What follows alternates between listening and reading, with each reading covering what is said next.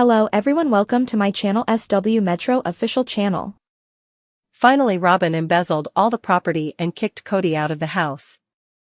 Kody Brown's polygamous family on sister wives reached its dramatic peak when Robyn Brown, once perceived as the meek and obedient fourth wife, executed a shocking betrayal that left fans stunned.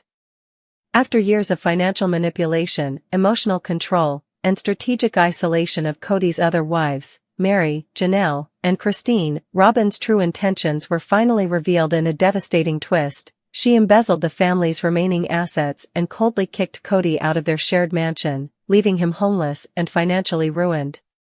This scandalous turn of events was the culmination of years of tension, favoritism, and financial mismanagement within the Brown family, exposing Robyn as the mastermind behind the family's ultimate destruction. For years, viewers watched as Robyn positioned herself as Kody's sole confidant, systematically dismantling his relationships with his other wives and children while securing her own financial future. The other wives had long suspected Robyn of manipulating Kody for money, but no one expected her to go as far as seizing control of the family's properties, draining their shared accounts, and leaving Kody with nothing.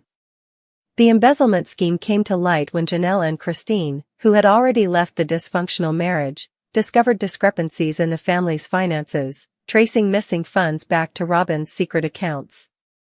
By the time Kody realized what had happened, it was too late. Robyn had legally transferred Coyote Pass and other assets into her name, leaving Kody with no legal recourse.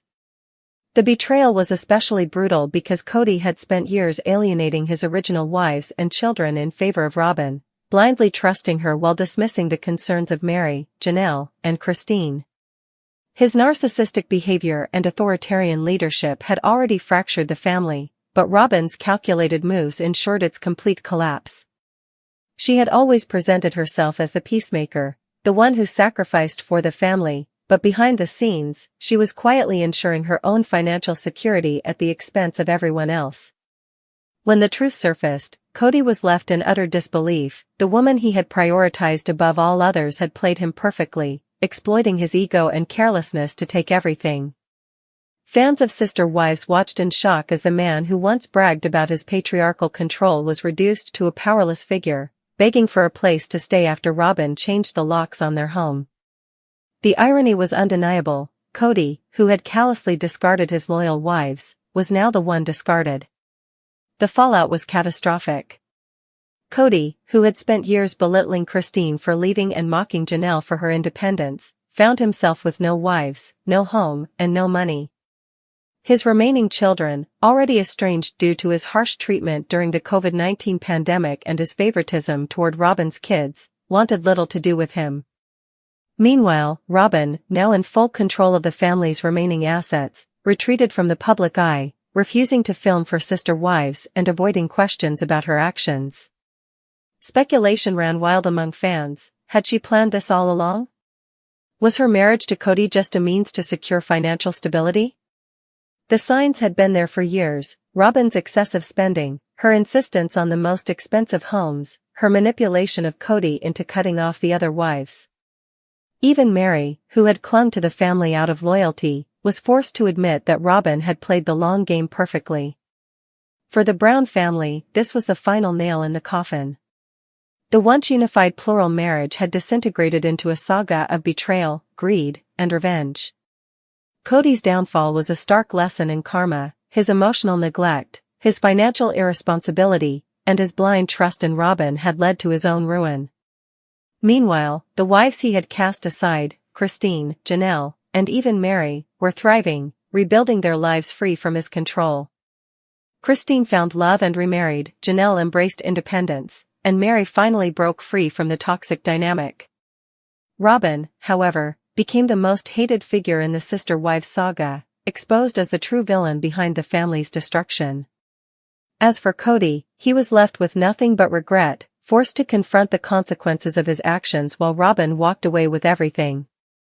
The dramatic conclusion proved what many fans had long suspected. In the end, Robyn was never the victim, she was the puppet master, and Kody was just another pawn in her game. The once seemingly unbreakable polygamous family structure of the Browns had completely unraveled, leaving behind a trail of betrayal, financial ruin, and emotional devastation. For years, Robyn Brown had played the role of the meek, devoted wife, always positioning herself as the peacemaker in Kody's chaotic plural marriage. But behind her tearful confessions and carefully crafted innocence lay a calculated plan, one that would ultimately leave Kody homeless, penniless, and utterly abandoned. The downfall began subtly, with Robyn slowly gaining control over the family's assets while Kody, blinded by favoritism and his own ego, failed to see the warning signs. By the time he realized what was happening, it was too late. The paperwork had been signed, the bank accounts drained, and the properties transferred. Robyn, the woman he had once believed was his soulmate, had embezzled everything and coldly kicked him out of the only home he had left. The financial manipulation had been years in the making. After the Browns' lucrative reality TV show, Sister Wives, brought them fame and a steady income, Kody had entrusted Robyn with managing much of their shared finances.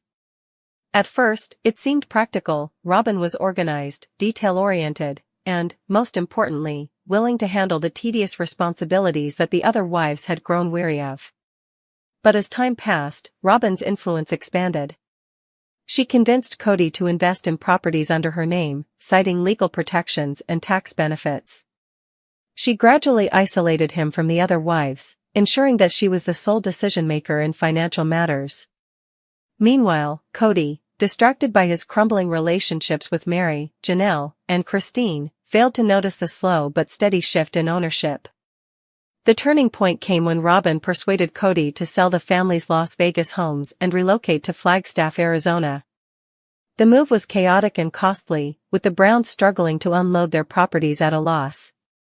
Robyn, however, ensured that the most valuable assets, particularly the land at Coyote Pass, were under her control. She argued that putting the property in her name would protect it from creditors or legal disputes with the other wives.